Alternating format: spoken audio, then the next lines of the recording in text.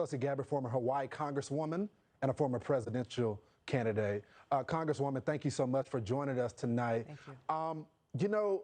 I've been following you on Twitter and some of your public comments. Part of the most concerning thing that I've been seeing from the media is that they don't remember that time, apparently, or they have amnesia. People didn't feel safe.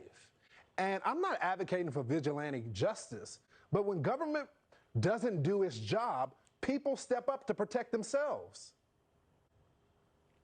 That's exactly right. And I would not assume that they have amnesia, because when you think back to that time, we remember very clearly that immediately after this incident, this tragedy occurred with Kyle Rittenhouse, the mainstream media, pro-Antifa politicians were very quick to say this kid is a white supremacist terrorist. And so even at that time, in the midst of all of that chaos, there was no interest in saying, hey, you know what, this is a tragedy. The crisis that the city is facing is a tragedy. Let's actually wait and follow the evidence and let this work itself through our judicial system. The government absolutely failed to fulfill this most basic responsibility of keeping their community safe. Kyle Rittenhouse shouldn't have gone and done what he did. But as you said, you know, he's a foolish kid who, like others in the community, felt like they had no other choice but to step up and to try to do their part to keep people safe. You know, Congresswoman, I have a problem with the inconsistency that I see from the left and people that claim to be civil libertarians that wanted to fight for the rights of the people. If you agree that the state shouldn't have the knee on someone's neck and kill them, then how could you support the state intentionally targeting a young man that it shows in the video that is self-defense? It shows on the witness stand, the own prosecution's witness admitted that he aimed his gun at him first.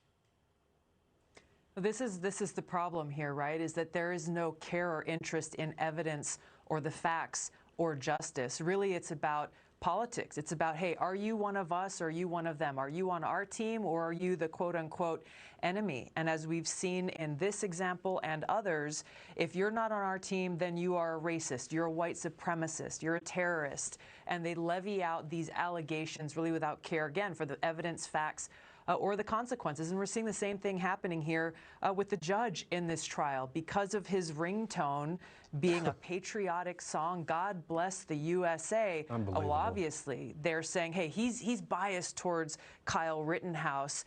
So what conclusion are we to draw from that? That if you love America, then you are a white supremacist? This is the craziness of what we're seeing play out here, which really, for me, you know, it shows that they hate America, that they have such disdain for those who love America, that this is the allegation that they throw out.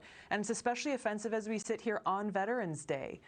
This disdain extends to those who wear or worn the uniform, who are willing to sacrifice their lives to serve our country. It's extremely offensive, and they should be ashamed of themselves. They should, but they're not, because they want to take down political opponents. That is exactly what this is about, and it's sad. Congresswoman, thank you for your honesty here tonight on the program.